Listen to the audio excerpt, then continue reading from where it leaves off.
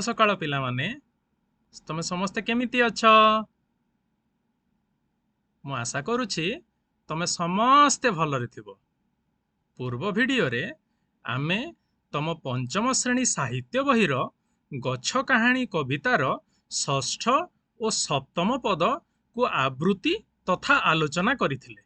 आस आज आमे आगकू बढ़िबा एवं अष्टम और नवम पद को आवृत्ति सहित आलोचना करिबा एवं सेथिरे थिबा प्रश्न गुड़िक सहित आमे परिचित हेबा। आस भिडियोटी को संपूर्ण रूपे देखिबा। पिला माने तम स्क्रीन रे गोटे चित्र देखा जाउछि, सेथिरे तमे कोन लक्ष्य करि पारुछ कहिलो? हाँ, एई चित्र रे वृद्ध लोकटिए जिए कि गछ मूल आश्रय नहीं एवं सेही पाखरे कुनी झीलटिए गछरु पड़ुथिबा फल गुड़ी को गोटौछि नहीं। अच्छा, एई चित्र को देखि तमे कोन लक्ष्य करि पारुछ? हाँ, गछ हेउछि आमर प्रकृत बंधु जिए कि आमको सबु बेले बिना द्विधारे साहाय्य करिथाए नुहे। ठीक कहिछ। एबे एई चित्र को लक्ष्य कल, कौन लक्ष्य करुच? किंतु आमे गछ सहित केमिति व्यवहार करुचु? हाँ, फल टिके पाई आमे गछ उपरे टेका पत्थर पकाउचु। गछर डाल गुड़ी को काटी आमे आमर विभिन्न कार्य व्यवहार करुचु। ता माने कौन बुझी पारुच? हाँ, गछ आमर सबु बेले उपकार रे आसुची, किंतु आमे ता प्रति सबु बेले रुक्ष व्यवहार करुचु नुहे।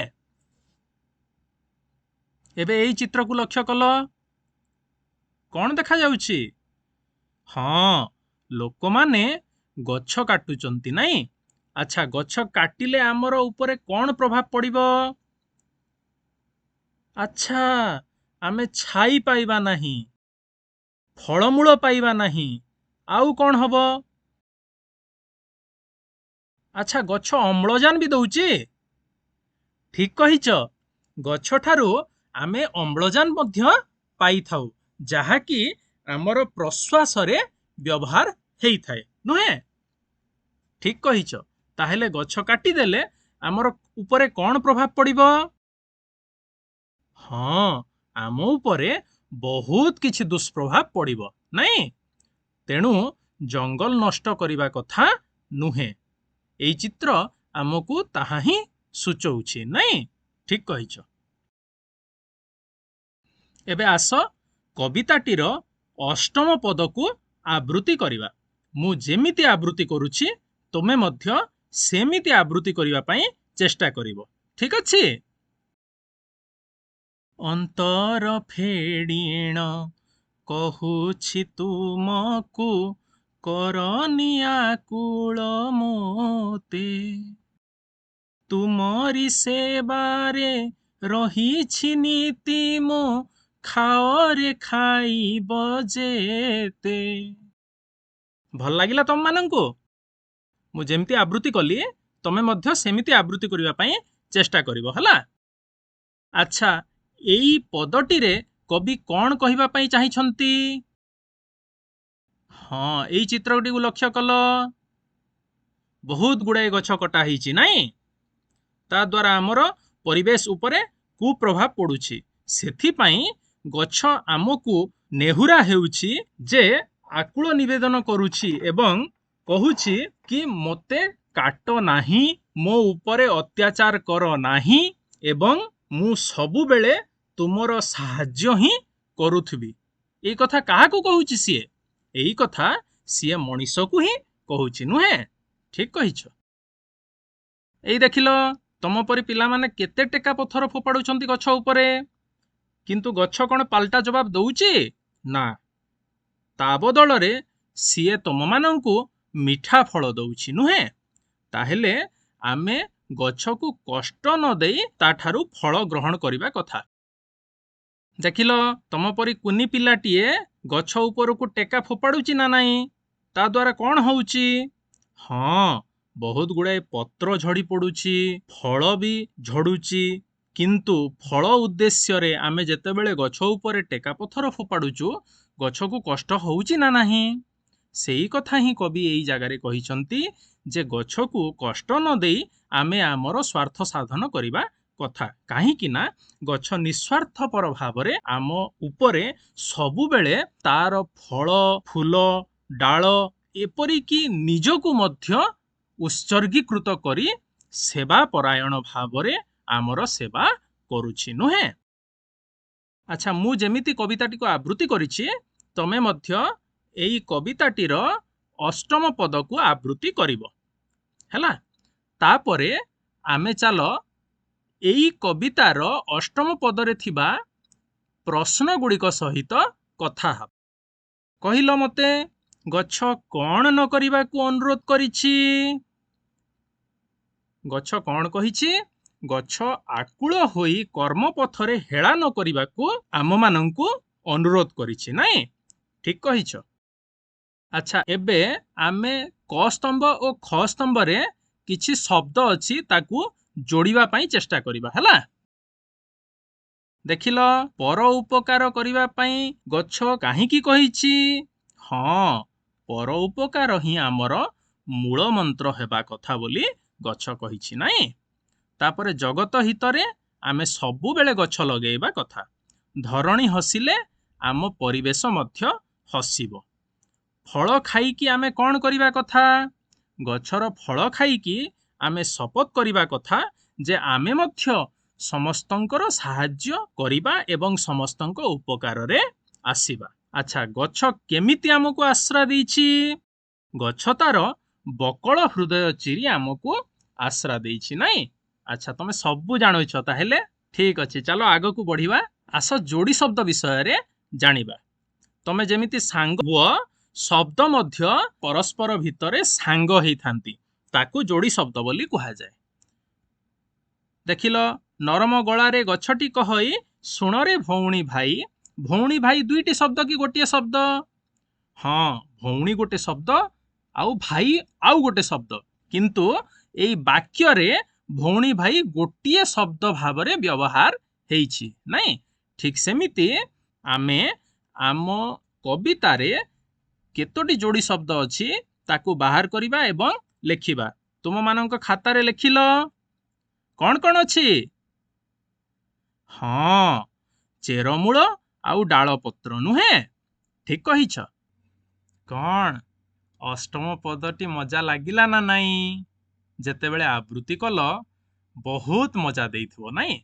ଚାଲ ସେମିତି ନବମ ପଦଟିକୁ ମଧ୍ୟ ଆବୃତ୍ତି କରିବା ଏବଂ ସେଥିରେ ଥିବା ପ୍ରଶ୍ନ ଗୁଡ଼ିକୁ ଆମେ ପରସ୍ପର ମଧ୍ୟରେ ଆଲୋଚନା କରିବା। ଆସ ଭିଡ଼ିଓର ଅବଶିଷ୍ଟାଂଶକୁ ଦେଖିବା। ଏଇ ଦେଖିଲ, ଗଛରେ କେତେ ଫଳ ଫଳିଛି, ନାଇଁ? ଗଛ କ'ଣ କହୁଛି ତାହେଲେ? ଗଛର ଫଳ ଗୁଡ଼ିକୁ ଆମର ବ୍ୟବହାର କରିବା ପାଇଁ ଗଛ ସବୁବେଳେ କହୁଛି। ଗଛ ନିଜ ବ୍ୟବହାରରେ ତାର ଫଳମାନଙ୍କୁ କେବେ ନିଏ ନାହିଁ। ସବୁବେଳେ ତାହା ମଣିଷର ବ୍ୟବହାରରେ ହିଁ ଆସିଥାଏ। ଏଇ ଚିତ୍ରଟିକୁ ଲକ୍ଷ୍ୟ କଲ। ଦେଖିଲ, ଗଛର ଆତ୍ମା କେତେ କାନ୍ଦୁଛି। ଆମେ ଯେତେବେଳେ ତା ଉପରେ ଟେକା ପଥର ଫୋପାଡୁଛୁ, ସାମାନ୍ୟ ଫଳ ଟିକକ ପାଇଁ ଆମେ ତା ଉପରେ ଟେକା ପଥର ଅଜାଡ଼ି ଦେଉଛୁ। କିନ୍ତୁ ପ୍ରତିବଦଳରେ ଗଛ କ'ଣ କରୁଛି? ପ୍ରତିବଦଳରେ ଗଛ ଆମକୁ ତାର ମିଠା ଫଳ ହିଁ ଦେଉଛି। ସେଥିପାଇଁ ଗଛ କ'ଣ କହୁଛି, ଚାଲ ନବମ ପଦକୁ ଆବୃତ୍ତି କରି ଜାଣିବା।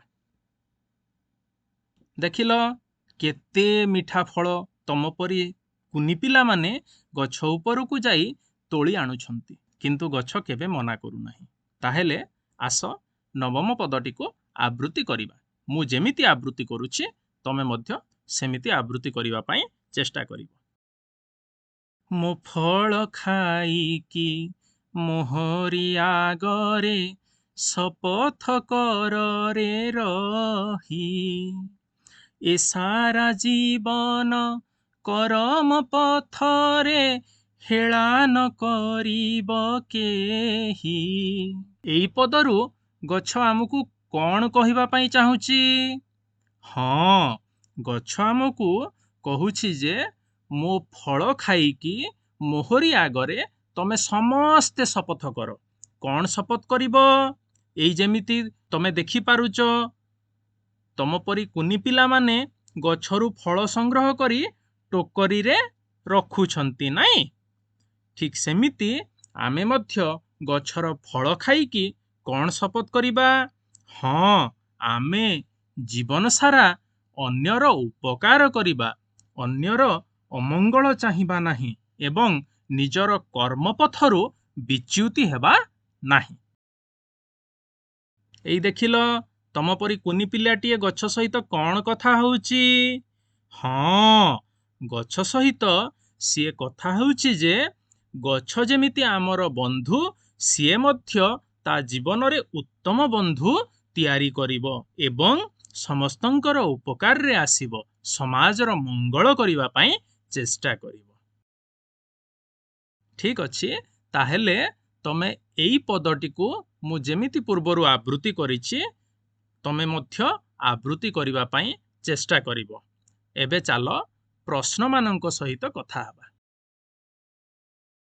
ତଳେ ତମ ପାଖରେ ଗୋଟିଏ ପ୍ରଶ୍ନ ଦିଆଯିବ, ଯୋଉଥିରେ କି 4ଟି ଘର ଥିବ।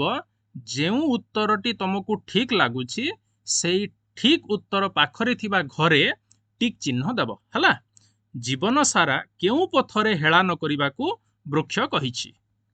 ଦେଖିଲ, ଚରମ ପଥରେ, ନା ଧର୍ମ ପଥରେ, ନା କରମ ପଥରେ, ନା ମରମ ପଥରେ?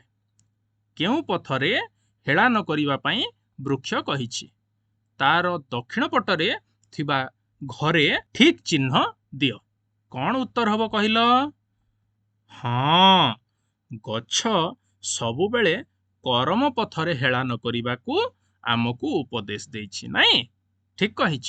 ତମମାନଙ୍କୁ କବିତାର 8ମ ଓ 9ମ ପଦ କେମିତି ଲାଗିଲା?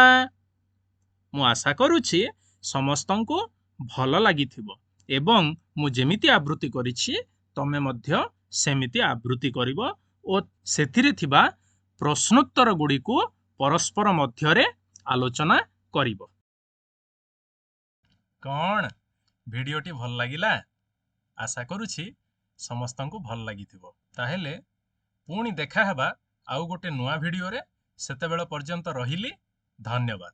ଖୁସିରେ ଶିଖିବା ସମସ୍ତଙ୍କ ଅଧିକାର। ନମସ୍କାର।